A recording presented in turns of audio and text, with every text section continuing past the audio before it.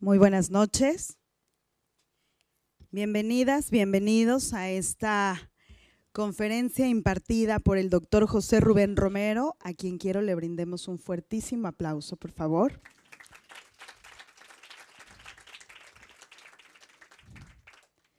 Quien esta tarde nos compartirá sus amplísimos conocimientos, hoy específicamente en un encuentro titulado Lo femenino en el Códice Durán.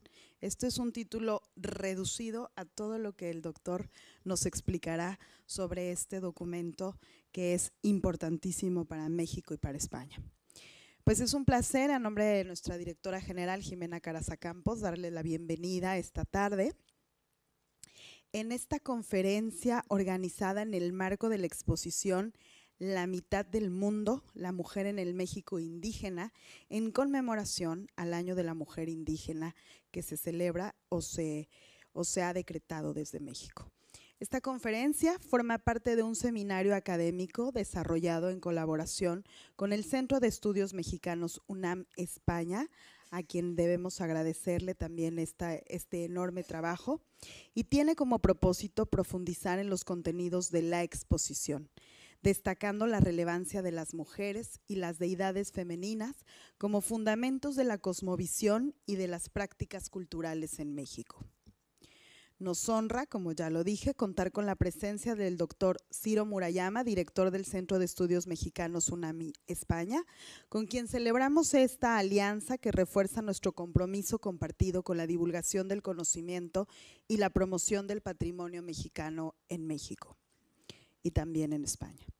A lo largo de los próximos meses y semanas, contaremos con 3 sesiones más de este seminario a cargo de ponentes de gran nivel, con un ciclo de cine realizado por mujeres indígenas, cursos, talleres familiares y recorridos guiados a la exposición.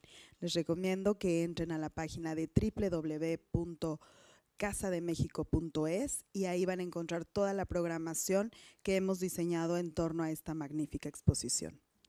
La mitad del mundo es una muestra que nos llena de orgullo por nuestras raíces y por el extraordinario trabajo de investigadores, arqueólogos, antropólogos e historiadores que con su dedicación nos permiten comprender mejor nuestro pasado y nuestro presente. En este contexto es un privilegio contar con especialistas como el doctor José Rubén Romero, investigador del Instituto de Investigaciones Históricas de la Universidad Nacional Autónoma de México, quien inaugura este ciclo con la conferencia Lo femenino en el Códice Durán. Esta tarde tendremos un acercamiento al principio femenino en el México antiguo a partir del estudio de la historia de las Indias de Nueva España e Islas de Tierra Firme de Fray Diego Durán. Esta obra, conocida también como Códice Durán y conservada en la Biblioteca Nacional de España, cuenta además con una reciente edición facsimilar impulsada por UNAM España. Se trata de uno de los registros novohispanos más importantes para comprender la historia y la cosmovisión del México antiguo. Agradecemos al doctor Romero por aceptar esta invitación y por compartir con nosotros su conocimiento y experiencia, que son invaluables. Y obviamente gracias a todos ustedes por acompañarnos el inicio de este programa. Espero que no se pierdan el resto de las 3 conferencias que prometen lo que hoy van a ver. Muchísimas gracias. Quiero cederle la palabra al doctor Ciro Murayama de UNAM España.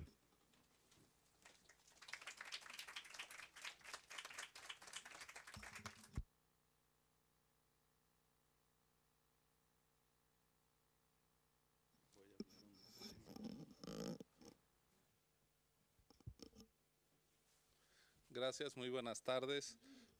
Muchas gracias a la Casa de México en España por abrir sus puertas una vez más a la colaboración con la Universidad Nacional Autónoma de México, con la UNAM España. Gracias a Jimena Caraza, su directora, y también a Vania Rojas, que permanentemente colabora permitiendo que el trabajo que hace la Casa de México y el que realiza el Centro de Estudios Mexicanos en España, pues generen sinergias productivas para difundir la cultura y el conocimiento que se generan en México aquí en España. Y como ya mencionó Vania, pues tenemos el privilegio esta tarde de contar con la presencia del doctor José Rubén Romero Galván, investigador del Instituto de Investigaciones Históricas de la UNAM, profesor también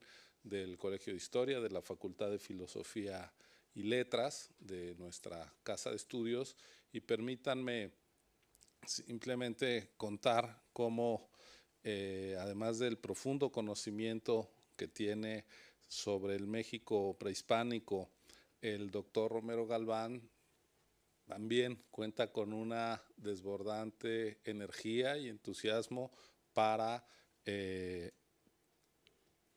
hacer realidad lo que inicia como sueños y proyectos. Hace unos meses, cuando nos enteramos que el gobierno de México le había propuesto al gobierno de España impulsar la exposición que ahora tiene lugar en 4 sedes de Madrid, la mitad del mundo, la mujer en el México indígena, comentábamos de qué manera la Universidad Nacional podría sumarse a esta importante exposición que también veíamos como una oportunidad, lo digo así, de fortalecer los vínculos culturales, las raíces compartidas en un momento de innecesarios desencuentros.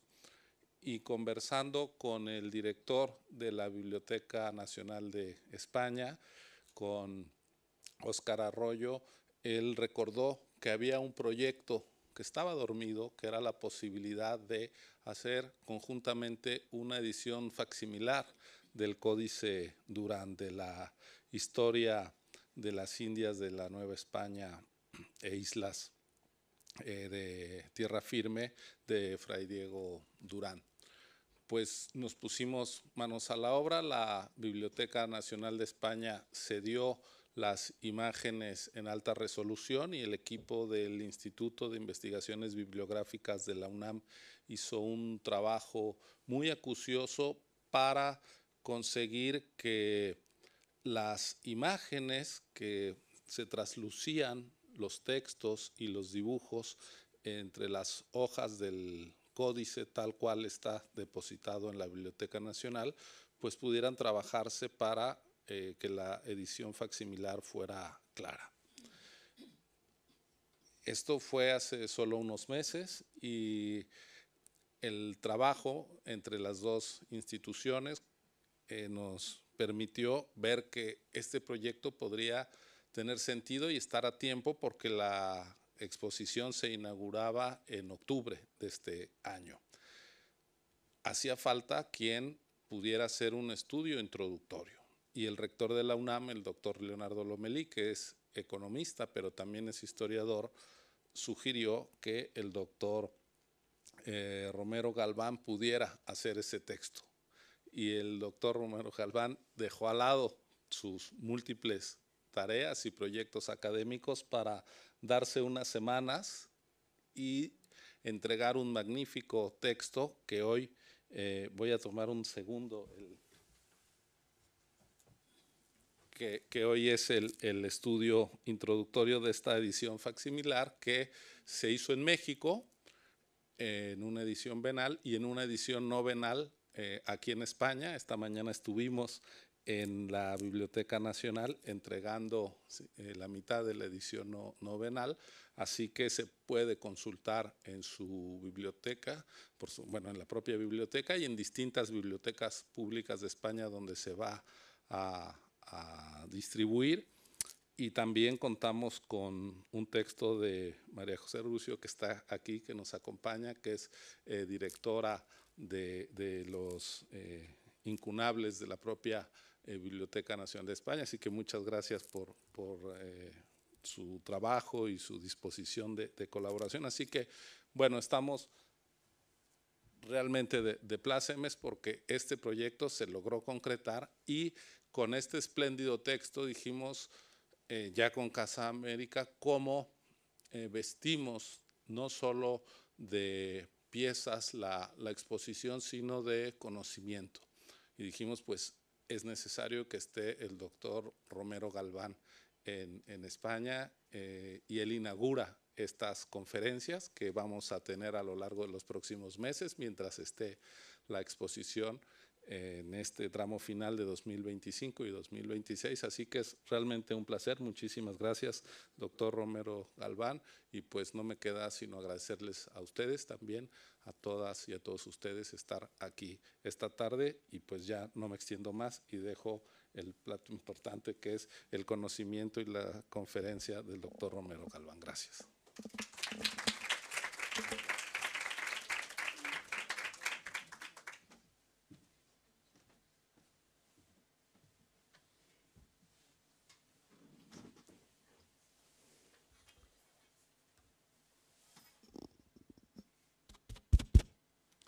Muy buenas noches.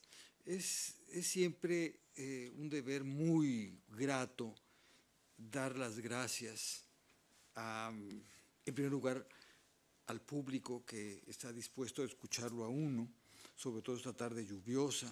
Se tomaron la molestia de dejar sus casas o sus trabajos para venir aquí. Espero que no sea una empresa decepcionante.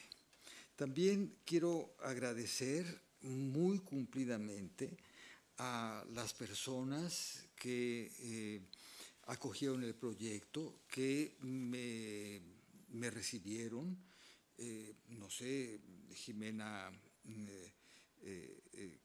Caraza, que es la directora general de la Fundación Casa de México en España, a Vania Rojas, a Alejandra Gutiérrez, a José Carlos Morales, y de mi instituto, bueno, la directora que acogió también con mucho entusiasmo el proyecto, la doctora Elisa Speckman, al doctor Ciro Murayama, que dirige tan atinadamente el Centro UNAM España, a el Instituto de Investigaciones Bibliográficas, que se dio a la tarea de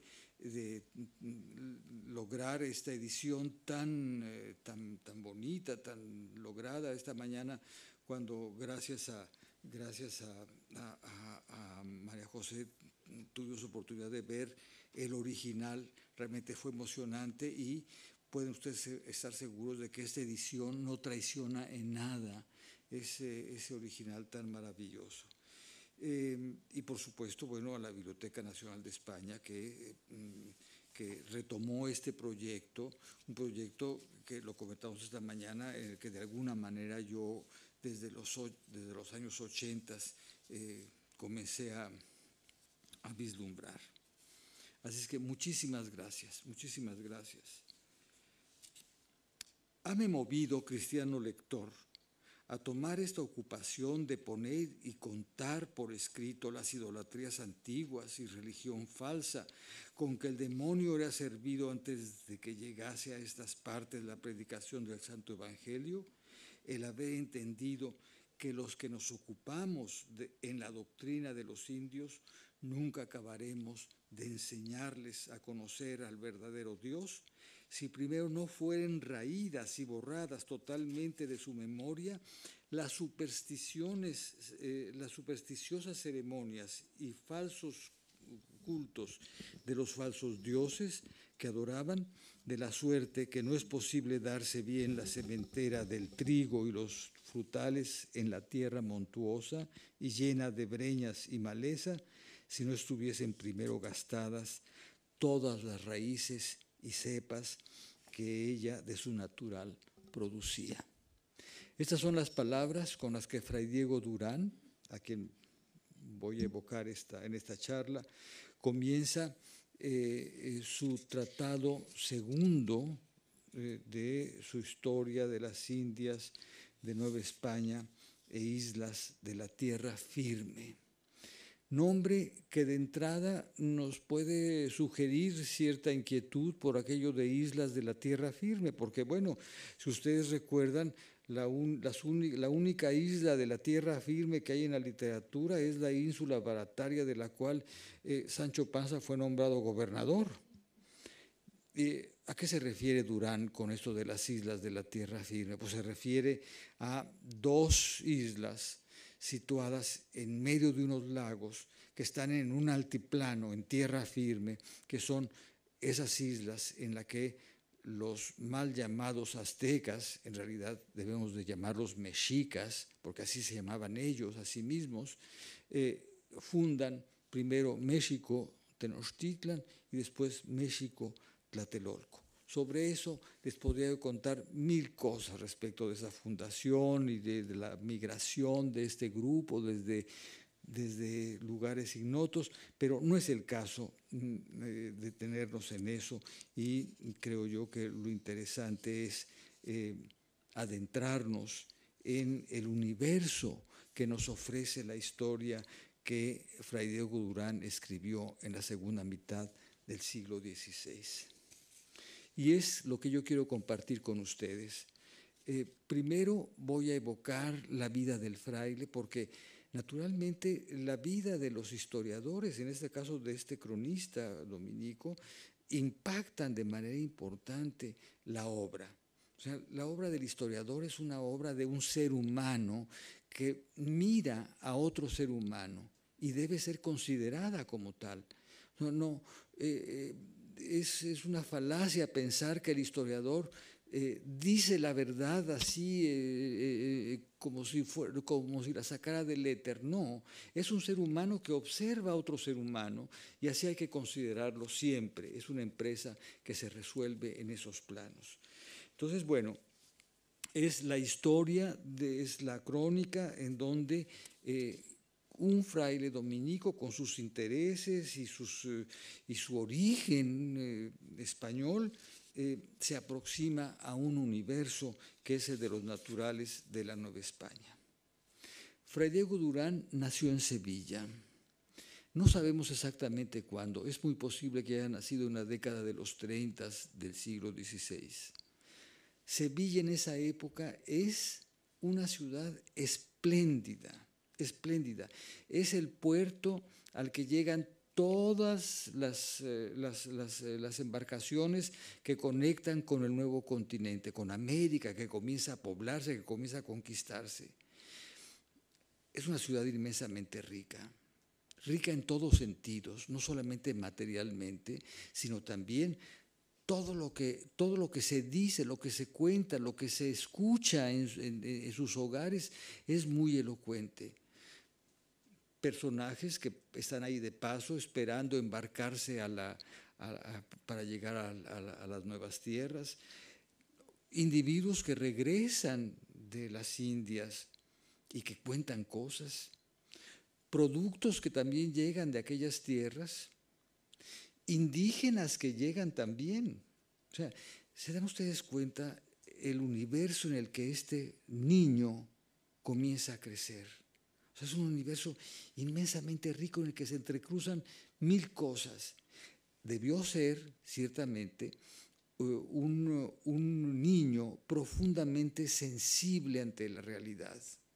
Y lo que escuchó y lo que vio debió haberlo impactado inmensamente. En algún momento su padre toma la decisión de ir a las Indias. Su padre seguramente era un artesano, a lo mejor no de muchas posibilidades económicas, sí las suficientes para pagar el viaje, porque era caro ir a las Indias. Había que pagar no solamente el lugar en la embarcación, sino también la comida que se llevaba. Y eran 3 meses de navegación, 3 meses que a lo mejor se diluían en una tormenta. La gente se confesaba antes de embarcarse porque el riesgo de morir era inmenso. Entonces podemos pensar nosotros, este jovencito, este niño, es un niño que se embarca con sus padres en Sevilla, que era un puerto pluvial, que salen al Atlántico y seguramente pararon en las Islas Canarias, y que finalmente al cabo de unos meses llegan a Veracruz. Veracruz ahora es una ciudad espléndida, pero en aquella época era un villorrio, además malsano, la gente se enfermaba, el clima no era nada benigno y no se detenía nadie allí. Y seguramente muy pronto agarraron sus bártulos para adentrarse en el territorio de la naciente Nueva España, que ya se llamaba Nueva España. debió haber sido en los 30. Imagínense subir aquellas sierras sinuosas, llenas de vegetales extraños que en Andalucía eran desconocidos, y de pronto bajar a un altiplano en donde hay unos lagos y unas ciudades en el centro de los lagos. O sea, para un niño de 6, 7 años debe haber sido un espectáculo de verdad increíble, arrobante. Entonces, bueno, su padre decide instalarse en Texcoco, no sabemos a qué se dedicaba, y Diego Durán dice en algún momento en su crónica que no le nacieron ahí los dientes, pero ahí los fue a mudar. Debió tener entonces, cuando estaban en Texcoco, alrededor de 6, 7 años. Ahí pasa su niñez, vinculado precisamente con los niños, hijos de los naturales. Y hay en su crónica elementos que nos permiten muy bien aquilatar la relación que pudo haber establecido con esos niños. Por ejemplo, nos habla de haber probado ciertas comidas. Había una comida muy característica que se solía consumir en una de las veintenas del calendario prehispánico, que eran unos tamales, o sea, unos bollos cocidos al vapor de maíz, hechos de maíz con frijol. ¿Verdad? Entonces, Durán dice haberlos probado y que eran muy buenos. O sea, está vinculado con eso, aprendió la lengua náhuatl también. Entonces, se integró totalmente ese niño sevillano. Y no sabemos en qué momento, posiblemente en su adolescencia, se fue a vivir a la Ciudad de México. Hay en su crónica elementos que nos permiten aquilatar precisamente la manera como se vinculó con la cotidianidad de la Ciudad de México. Y siendo todavía muy joven, decide ingresar como fraile al convento de Santo Domingo, los dominicos que desde 1526 estaban ya en la capital del virreinato. Sabemos por las actas de los ¿cómo se llama?, de los que tenían los frailes dominicos, más o menos cuál fue su desarrollo dentro del convento. Sabemos, por ejemplo, que ya para 1556 se le menciona como estudiante. En 1561 ya se le da por presbítero, eso es, ya había sido ordenado. Y según las constituciones de la Orden de los Predicadores, no podían permanecer en un sitio, sino los iban cambiando. Las asignaciones eran en cada capítulo provincial, de tal suerte que Fray Diego Durán se pudo mover por muchos lugares de la geografía novohispana. Es una geografía que apenas se está construyendo, digamos. Estuvo en Oaxaca, por ejemplo, pero también estuvo en algunos conventos de la zona de Morelos. Y lo interesante es que es un hombre tan perceptivo de la realidad que, persiguiendo precisamente los afanes que se plantea y que están inscritos en el texto que les leía al principio, o sea, comprender la realidad indígena para mejor evangelizar, él va reuniendo materiales con una profunda sensibilidad, e insisto en ese carácter sensible del autor. Lo que observa, lo que conversa con los indígenas. En su historia hay muchos pasajes en los que se nota perfectamente los vínculos que el autor está estableciendo con los indígenas. Hay, por ejemplo, así rápidamente les cuento, el único autor cronista de aquella época que nos habla de la sacralidad del mercado es Durán. Y eso resulta de una conversación que tiene con un indígena que se encuentra un domingo con un indígena y le dice que, bueno, que qué ocurre, que por qué va al mercado y no va a misa. Y en la explicación que el indígena le da, queda más que claro que el mercado es un rito. Y esa sacralidad del mercado es interesantísima. Y es el único autor, ni Sahagún, con toda su ciencia y su exactitud renacentista, logró llegar a tales atisbos. Pero sí llegó Durán por la sensibilidad que lo caracterizó desde siempre. Entonces, esta movilidad a la que lo obligaba su pertenencia a la orden de predicadores, le da oportunidad de hacerse de un panorama muy amplio y muy profundo de la cultura indígena, pero siempre en aras de la evangelización. Muchos colegas míos se lamentan de no encontrar en Durán o en Sahagún tal o cual información. Pues no la van a encontrar porque no era el interés del autor, porque el autor esos autores no escribieron pensando en dejarnos un testimonio que nos sirviera a los historiadores del siglo XXI para armar nuestras historias. Ellos escribieron aquello como un instrumento para la evangelización. Y Durán es muy claro. Hay pasajes en los que dice, y los padres deben de saber la lengua para poder confesar y para poder transmitir los misterios de la fe.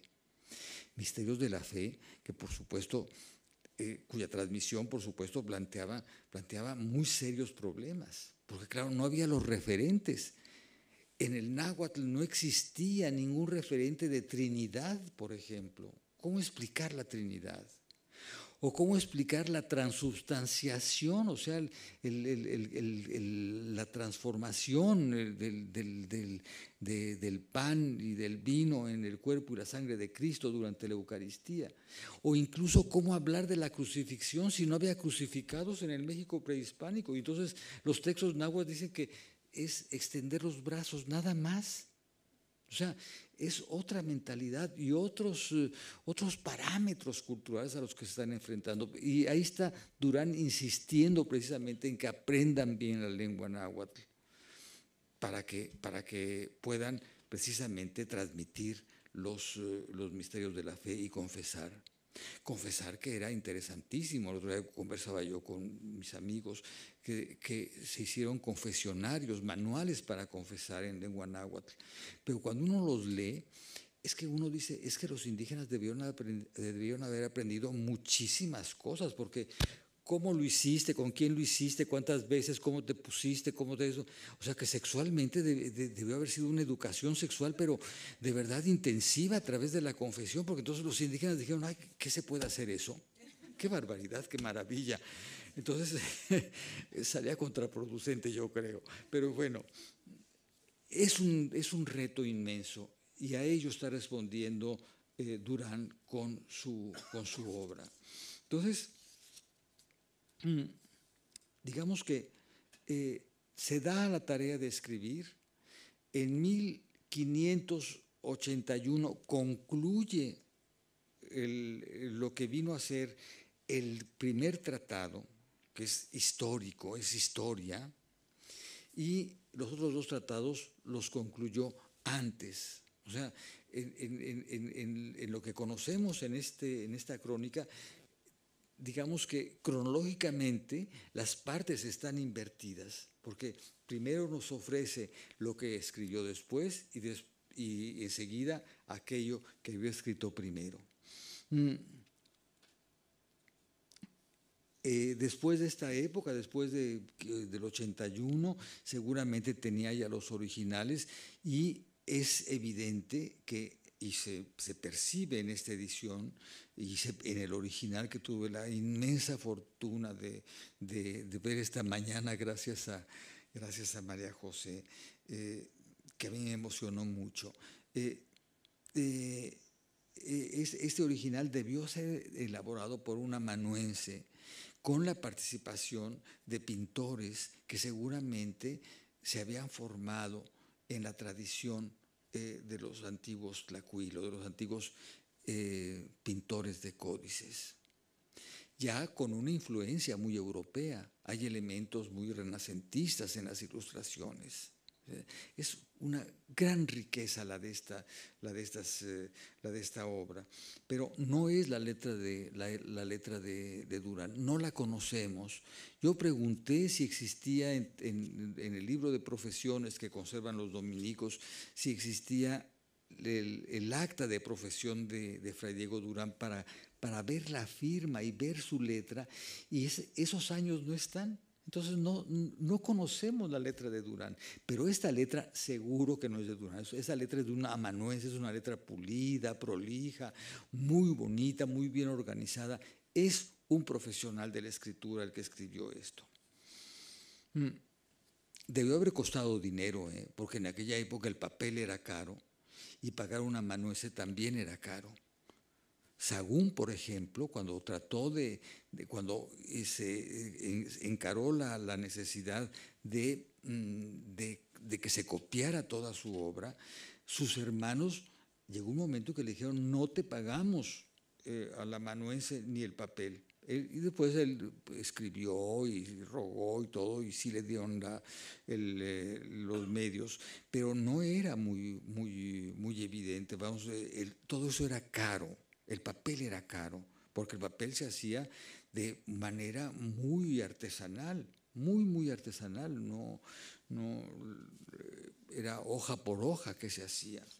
En fin, hecho este manuscrito, seguramente fue guardado en el convento de Santo Domingo y vuelve a aparecer precisamente en la biblioteca del rey Felipe IV, y de ahí pasó a la Biblioteca Nacional. Yo sinceramente desconozco, hay para mí un paréntesis en la historia del manuscrito, cómo fue que llegó a estas tierras. Seguramente llegó como un regalo, dado el carácter tan bello y de buena factura de esta obra. Las fuentes de que se sirvió fueron muy diversas. El tratado primero proviene principalmente de una crónica escrita en lengua náhuatl, seguramente por algún noble indígena, que él está siguiendo. Y de ahí precisamente la riqueza de los tonos, del color que nos ofrece esa primera parte, en donde hay discursos, en donde hay descripciones muy cuidadosas.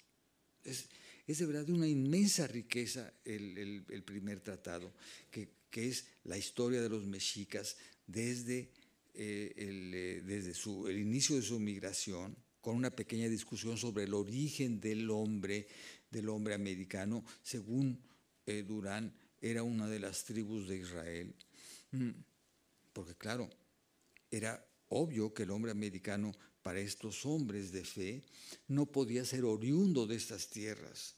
Si hubiera sido oriundo de estas tierras, hubiera surgido a la realidad lejano y sin ninguna relación con Adán y Eva. ¿Y qué significaba eso en ese momento? Significaba el no ser descendiente de aquella primera pareja creada por Dios y por lo tanto no tener ningún vínculo con ese origen, y el no haber sido redimido por Cristo, o sea, ser totalmente exótico de la realidad, lo cual era verdaderamente terrible. Entonces, si son judíos, bueno, aunque sean judíos de la diáspora, pero de todas maneras son creados por Dios. Entonces, ese es el primer tratado. Seguramente también acudió a algunos códices de contenido histórico. Los otros dos tratados, los que se refieren a los ritos y al calendario, ahí sí debió haberse basado en información muy indígena, esto es, tanto testimonios de indígenas directamente como códices religiosos y códices calendáricos, pero no así la primera parte. La primera parte es una parte totalmente histórica. Ese es, digamos, en términos generales, el panorama de la obra toda de Fray Diego Durán esta obra excepcional. Naturalmente, hablar en este universo historiográfico de la presencia de lo femenino es referirnos a un tema que se presenta de manera fraccionaria. O sea, porque no era su intención, Fray Diego Durán, hablar de lo femenino. ¿Cómo podemos nosotros sortear esta dificultad? Pues yendo precisamente al Tratado Segundo, en donde habla de las divinidades femeninas. Y ahí sí encontramos nosotros elementos que nos permiten acercarnos a la manera como el hombre prehispánico está concibiendo a la feminidad, como está concibiendo a la mujer. Y por supuesto, esto teniendo en cuenta lo que sabemos por otras fuentes, podemos nosotros, digamos, tener una idea de lo femenino en la época prehispánica. Hay que tener en cuenta de entrada que se trata de lo femenino en una realidad muy peculiar, que es una realidad militarista. Y si digo militarista, digo por fuerza una realidad en la que la varonía tiene un peso muy específico, porque son los soldados, son los militares los que marcan la pauta. ¿Por qué? Porque todo el primer tratado, por ejemplo, es una sucesión no solamente de los señores que gobiernan, sino de guerras siempre victoriosas que se resuelven con la imposición de tributos muy onerosos. O sea, los mexicas fueron de verdad un pueblo que impuso cargas tributarias a las provincias conquistadas, cargas inmensas, enormes, muy, muy pesadas de pagar. Pues por eso, cuando llegó Cortés, hubo grupos que inmediatamente se aliaron a él en contra de los mexicas, porque los mexicas eran de verdad un grupo, un estado muy poderoso, pero un estado que había sometido ominosamente a las naciones que estaban a su alrededor, a las cuales había conquistado. Entonces, es una sucesión de guerras. Y estamos hablando de guerras, pues hablamos de militares, hablamos de hombres que se formaban para ser parte de los ejércitos. Pero aún así, con todo esto, la mujer tiene un sitio específico. Y es al que me voy a referir ahora.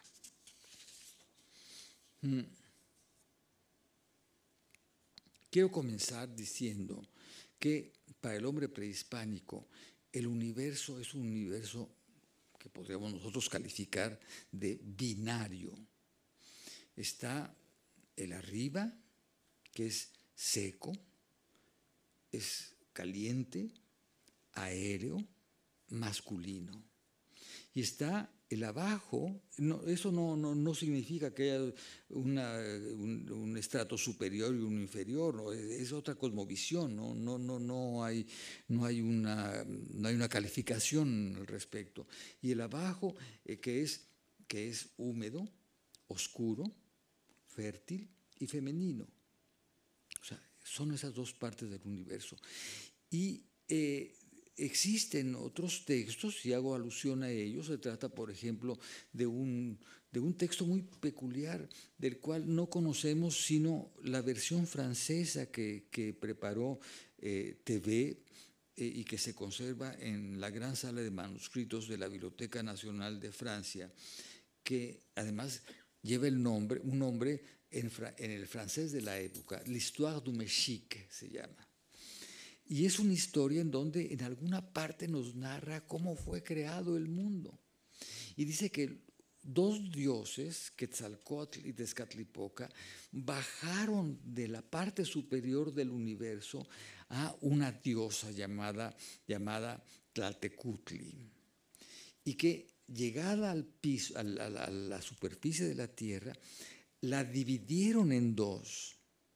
y una parte la pusieron en el firmamento y la otra parte la dejaron abajo, y que se dieron a la tarea de impedir que esas dos partes volvieran a reunirse. Y entonces de la parte inferior surge la naturaleza, de sus cabellos surgen los bosques, la hierba menuda, de su nariz surgen las sierras y los montes, de sus ojos surgen las fuentes de donde emana el agua, en fin, es la naturaleza misma y es una mujer. O sea, es la parte inferior del universo que está destinada a fructificar en todos los mantenimientos de los que requiere el hombre para sobrevivir. Y eso, por supuesto, repercute en la sociedad. ¿Cómo repercute? Bueno, la mujer es tanto la que carga con la inmensa responsabilidad de la reproducción del grupo, o sea, a través de la maternidad, como también se encarga del último eslabón de la producción, que es transformar los bienes ya en alimento, ya en ropa, para alimentar y para vestir a los miembros de la comunidad. Y esas funciones son vitales y están apuntaladas, digamos, algunas de ellas a través de ciertos ritos y de la presencia de ciertas divinidades. Por ejemplo, estaba prohibido el uso, pero con penas muy severas, de hierbas abortivas. ¿Qué significaba eso? Significaba, en primer lugar, que existía la práctica del aborto a través de hierbas, pero que al mismo tiempo estaba prohibida porque, digamos que, impedía el buen ritmo de reproducción del grupo. Eso por un lado. Y por otro lado, también, en el caso de la nobleza, que es un grupo muy reducido, ahí lo que opera es la existencia de la poligamia.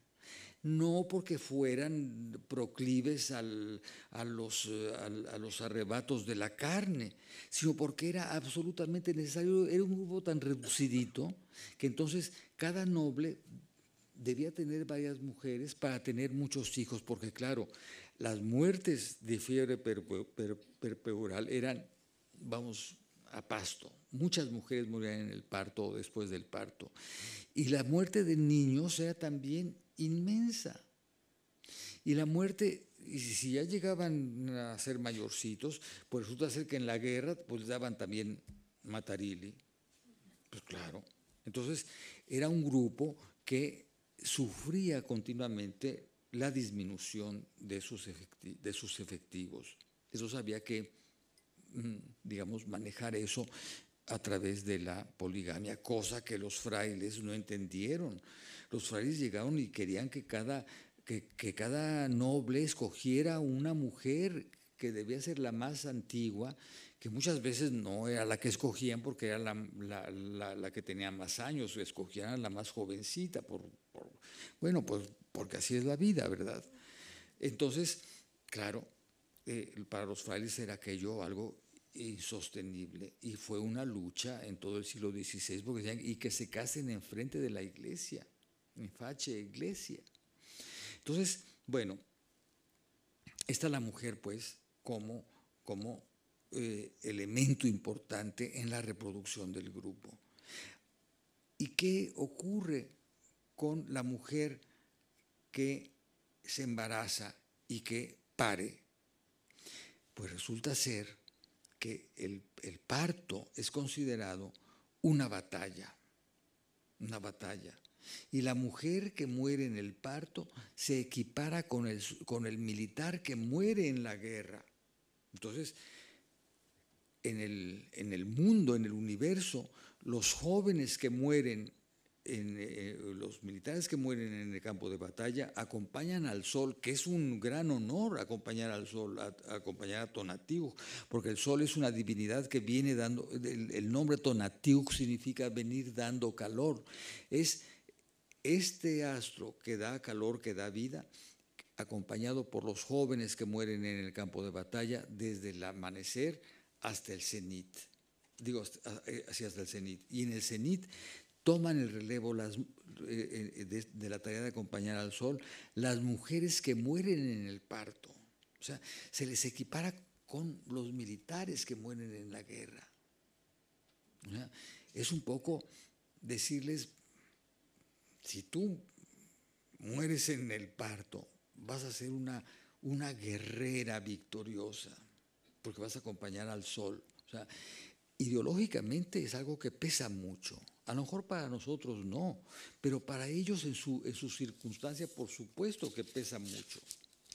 Entonces, digamos que la mujer tiene ese carácter y esa posibilidad de ingresar a ese ámbito, si no totalmente sagrado, porque no se convierten en diosas, sí equipararse con los grandes militares que morían en la guerra.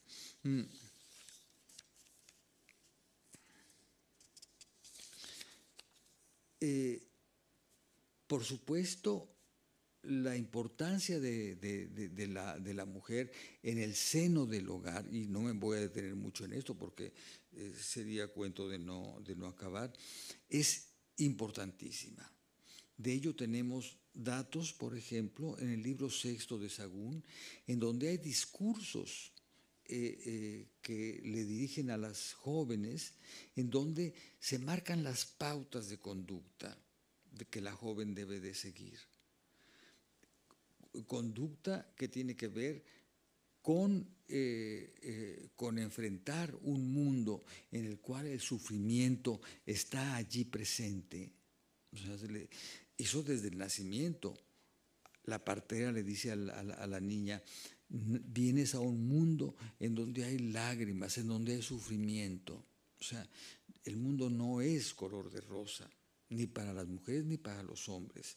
Pero están los Huehuetlactoli, que así se llaman esos discursos didácticos, y están, por ejemplo, en el Códice Mendocino que se conserva en la biblioteca de Oxford. Están toda una parte, digamos, etnográfica, en donde la presencia de la mujer y la educación que da a los niños desde pequeñitos es realmente importante. O sea, la mujer como transmisora de conductas e ideología en las generaciones jóvenes. O sea, no solamente es una reproducción física, sino es una reproducción ideológica a través de la cual se está adecuando al joven a la vida de ¿cómo se llama?, a la vida cotidiana. Es sobre todo en el caso de la obra de Durán, son 6 capítulos en el Tratado Segundo, en donde se habla de las celebraciones con las que los mexicas honraban a las diosas de su calendario. Todas estas diosas están vinculadas en el fondo con esto que yo les describí al principio, que tiene que ver con el mito que refiere l'Histoire du Mexique, con la fecundidad, con los mantenimientos, eso es con los frutos que la tierra va a dar. O sea, eso es primordial. Y son deidades de una importancia inmensa. Cada descripción nos dice cuáles son los atavíos de esas diosas. Y lo pueden ver en la exposición que está aquí puesta, o sea, cómo se manifiestan las diosas con faldas de serpientes, con corazones, con pectorales con corazones, a veces ¿cómo se llama?, con espigas de maíz en las manos, en fin, es un universo permeado de feminidad, porque la serpiente es, digamos, un elemento muy femenino, y vinculada con los mantenimientos que son tan necesarios para la subsistencia del ser humano. Entonces, digamos que ¿cómo se llama? Capítulos de la obra del segundo tratado de Durán son importantes porque nos muestran a la mujer en el ámbito prehispánico con toda la importancia y la contundencia que tuvo, aún inserta en una sociedad militarista. Es tan profundo el asunto que los grupos de hombres, lo que llaman en algunas crónicas las tribus, surgen a la tierra, surgen a la superficie a través de cuevas.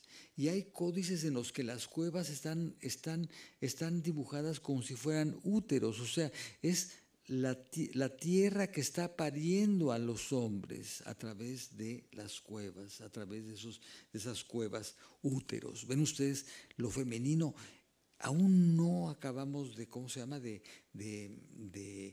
ajustarlo, tanto parte del universo a la realidad prehispánica. Precisamente se nos presenta como algo muy, muy difuso. Entonces,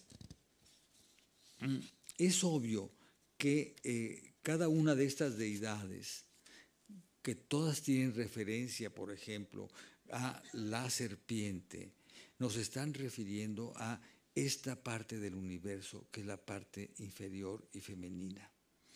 Es tan importante que políticamente, por ejemplo, el Tlactoani, el gobernante, Tlactoani significa aquel que tiene por propio hablar, el que habla por antonomasia, el que manda, es el Tlactoani. El Tlactoani gobierna a un lado de un personaje llamado Cihuacóatl. Y Cihuacóatl es, bueno, algunos colegas míos dicen, ay, es la mujer serpiente. No, no es la mujer serpiente. Cihuatl, por supuesto, es mujer, pero Cóatl no es nada más serpiente. Cóatl tiene un universo semántico más complejo. Cóatl es también gemelo. Por eso en México a los gemelos se les llama cuate. Yo tuve unos hermanos cuates, eran cuatitos, pero no porque fueran serpientes, sino que era porque eran gemelos. Entonces, este personaje que gobierna junto a Tlactoani es, digamos, el gemelo femenino del Tlactoani. Pero no es que se pusieran a retozar juntos, no. Todo esto es sentido figurado, todo es en un sentido más bien sacro. O sea, es la comparte femenina. ¿Por qué? Porque el Tlactoani y el Cihuacóatl son elementos que están reflejando a la dualidad suprema, que es masculina y femenina al mismo tiempo, y por eso tienen toda la autoridad. Es el poder que se ejerce porque proviene de las divinidades. Ven ustedes, nos hemos asomado al mundo indígena, pero no paramos ahí. Es de tal riqueza que, por ejemplo, sabemos que hubo mujeres que se dedicaron a la poesía, lo cual es sorprendente vuelvo otra vez, en una realidad tan machista. Casi todos son poetas varones, pero se conservan versos, y les voy a leer un ejemplo de una poetisa llamada Macuilxochitzin, o sea, el tzin es un reverencial, Macuilxochitl es 5 flor, que escribe versos, y los escribe a la manera de los varones. Elevo mis cantos, yo, Macuilxochitl, con ellos alegro al dador de la vida, que comience la danza. ¿A dónde de algún modo existe, a la casa de él se llevarán los cantos? ¿O solo aquí estarán vuestras flores, o sea, vuestra poesía? Que comience la danza, dice Macuilxochitl. ¿Ven ustedes? O sea, la mujer se nos está revelando, y yo no soy especialista en estudios de la feminidad en la época prehispánica, pero con esto que yo les he planteado, nos estamos ya asomando a un universo en el cual la mujer cumple con una función importantísima y se le reconoce como tal, aún en circunstancias plenamente machistas, militaristas, lo cual es innegable. Entonces, es una invitación, a fin de cuentas, para incursionar en estos temas con toda la seriedad y con todo el ¿cómo se llama? El arrojo que necesita para acabar de descubrir lo femenino, acabar de descubrir esta parte de la realidad, esta mitad del mundo que fueron las mujeres, sin las cuales la realidad antigua, la realidad prehispánica, hubiera resultado realmente imposible.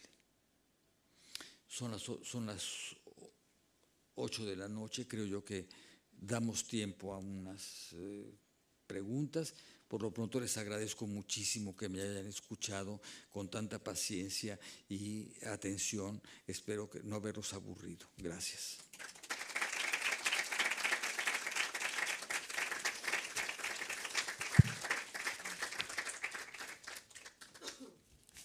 Muchas gracias al doctor José Rubén Romero. Vamos a abrir un espacio de preguntas, por si alguien tuviera un espacio. Gracias. Buenas tardes. Muchas gracias, doctor, por la conversación. Creo que quedó muy en claro el papel vital que tenían las mujeres en la época prehispánica, marcada por su rol en la fertilidad. Pero me surgió la duda de si existe algún testimonio a qué papel quizás se le relegaba a la mujer que fuera infértil. No. Bueno, a ver, hay un personaje muy interesante que cumple un rol político sustancial. Cuando los mexicas se instalan en Tenochtitlan, van a buscar, porque les conviene políticamente, a un gobernante en Culhuacán. Culhuacán es un centro vinculado con Tula, con toda la tradición política. Y llevan al primer gobernante mexica, que está emparentado con ellos, pero de origen culhuacano. Y con él viene una princesa que es estéril. Y resulta ser que para que surja el linaje de gobernantes, se hacen partos fingidos. O sea, la mujer aquella se pone en actitud de parir y le pasan a los niños nobles, hijos de otras mujeres y de otros, por entre las piernas para que fuera como si nacieran de ella. Era como un acto de legitimación de la nobleza. Pero esa es la única estéril que aparece ahí. No tengo yo otros datos, pero se trata de una noble y de una circunstancia muy, muy, muy especial, ¿no? Pero no aparecen. No, qué pena. Hola, muchísimas gracias. Me ha encantado la charla. Quería saber si habían mujeres que eran gobernadoras o reinas. Por supuesto, es algo que no está muy bien estudiado, pero sí. Vamos a ver, hay ciertas crónicas mexicas en las cuales se habla de Cihuatlactuani, o sea, de mujeres gobernantes. Lo que ocurre es que no hay uniformidad en la información, y no hay uniformidad porque, a ver, es una historia un poco complicada. Migran un conjunto de grupos étnicos muy bien diferenciados, cada uno con su historia y con su Dios. Y cuando México Tenochtitlan, cuando el grupo gobernante considera que está suficientemente madura la situación, lo que hacen es, en el gobierno de Izcoatl, quemar los códices. queman los códices y entonces ya anulan las historias particulares, pero quedan tradiciones orales que después son registradas por los españoles o por los mismos indígenas en el siglo XVII. Pero es en estas variantes donde aparecen mujeres gobernantes. Y hay un autor muy interesante que yo trabajé, que es un autor chalca, y él vive a finales del XVI, principios del siglo XVII. Y resulta ser que uno de los señoríos de Chalco, Chalco es una entidad al sur de los lagos del Valle de México, se queda vacante la sede, y entonces el virrey manda a un juez para ver quién tiene derecho a asumir el cargo. Y resulta ser que el juez, llamado Rodrigo de Rosas Xoecatzin, está a punto de nombrar a un personaje determinado, pero presionan los otros nobles. Entonces, bueno, finalmente nombra a quien debía nombrar, pero el prurito del juez era que a este señor le venía la nobleza por el lado femenino. Y entonces Chimalpain, cuando recoge la historia, él argumenta, este señor no sabe nada del pasado, porque en el pasado hubo mujeres gobernantes y se pasaba la nobleza a través de la mujer. Y luego, lo más interesante es que dice, como en España. Entonces da todo el árbol genealógico de los reyes, desde Don Pelayo hasta Felipe II, y para argumentar que había habido mujeres que habían cumplido con roles políticos. Pero es algo que no está muy bien estudiado porque es dispersa la información, pero por supuesto que sí hubo gobernantes mujeres.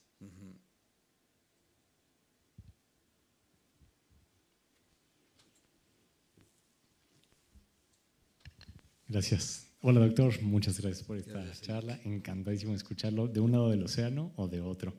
Y yo quería preguntarle de forma muy puntual si podría desarrollar un poco más de información sobre el rol que tenía la Cihuacóatl. No, el Cihuacóatl. El Cihuacóatl. Se refiere a él como el Cihuacóatl. Sí, precisamente Durán da elementos para aquilatar las funciones que cumplía el Cihuacóatl. El Cihuacóatl era, Durán dice que era el virrey, o sea, era el alter ego del Tlactuani, era la otra parte del Tlactuani. Y era un personaje que funcionaba, por ejemplo, en las guerras.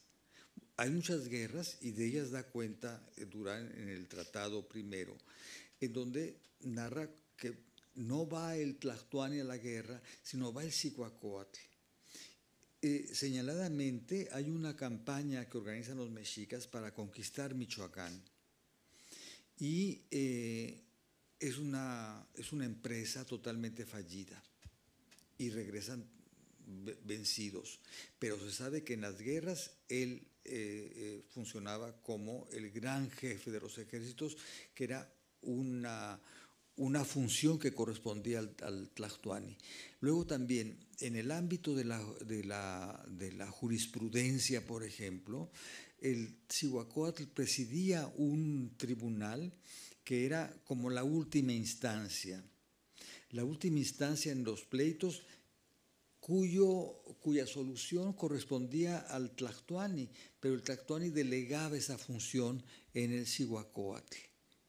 Entonces, y por otro lado también en materia religiosa, en donde el Tlactuani cumple funciones también sacerdotales, en ocasiones es el Cihuacóatl el que entra al quite y lo sustituye en determinadas ocasiones, ¿no? en determinadas funciones. Pero por supuesto, es digamos como el virrey, está a un lado del Tlactuani. No es la figura importante del Tlactuani, y además hay un proceso histórico.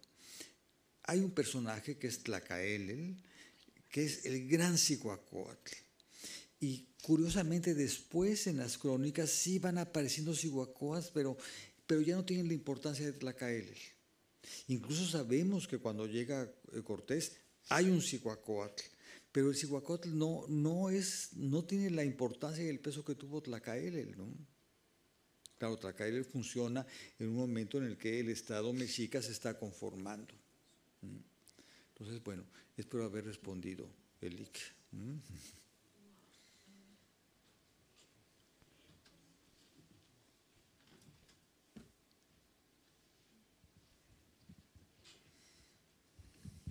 Hola, buenas tardes. Muchísimas gracias por la ponencia. Bueno, mi pregunta es acerca de las Cihuacóatl como divinidades y Coatlicue. Si pudiera abundar un poco sobre estas divinidades femeninas. Claro. Bueno, Coatlicue es una deidad muy importante. O sea, Coatlicue es la tierra finalmente. Y en los mitos Coatlicue aparece como la madre de los dioses, ¿no?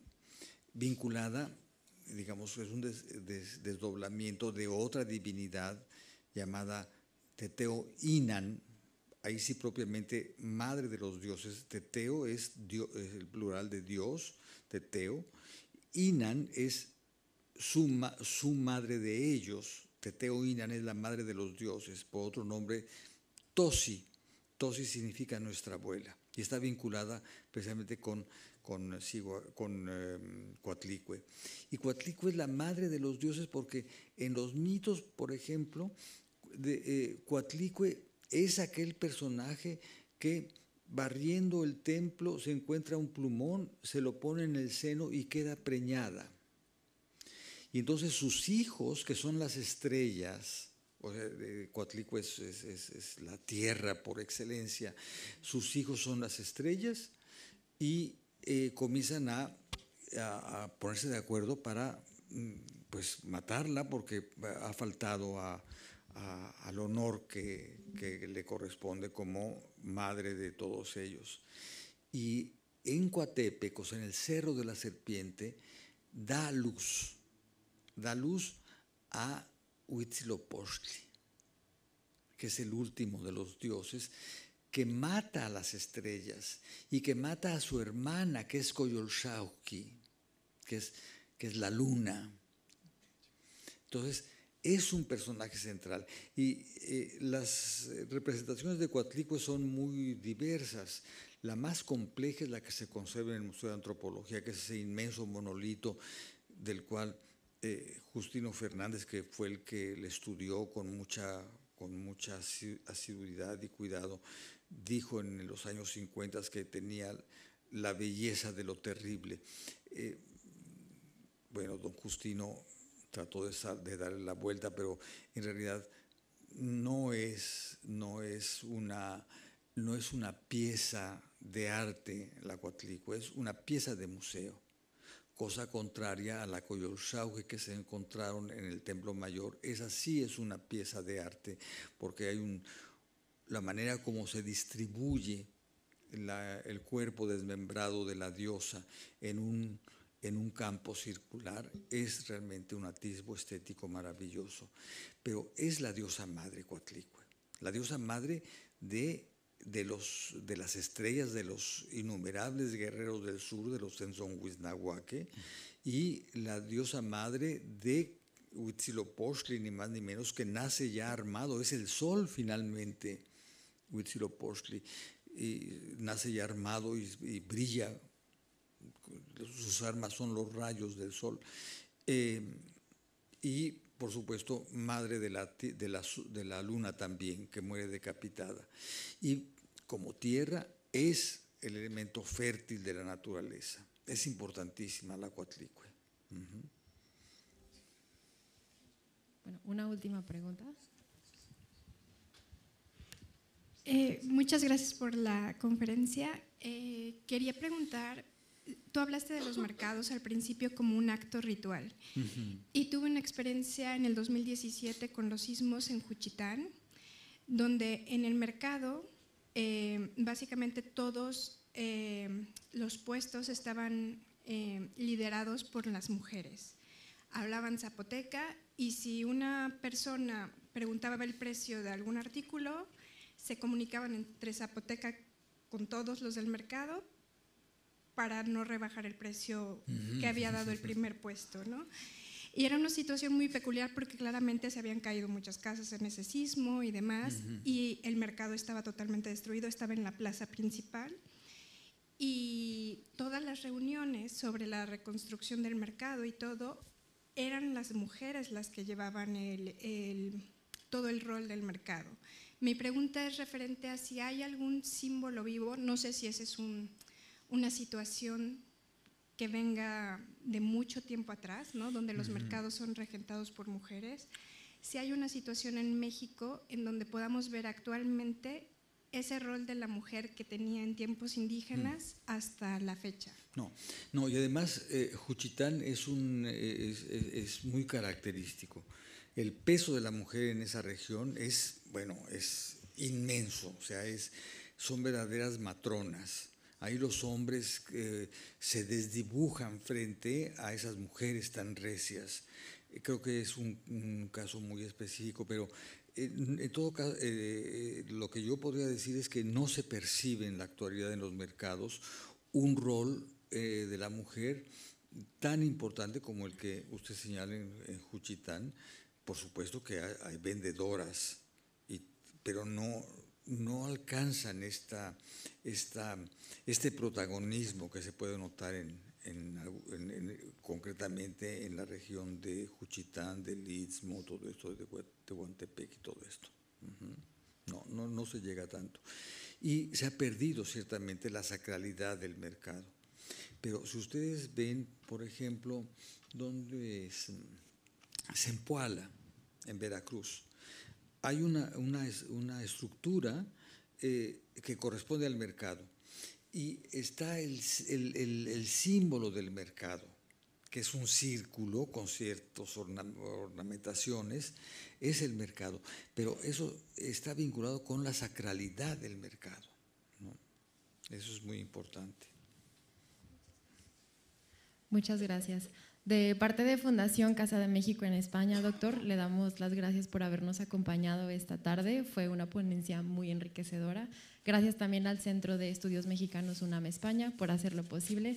Gracias a ustedes por acompañarnos esta noche. Les esperamos en las próximas actividades relacionadas con esta exposición y que tengan buena noche. Gracias.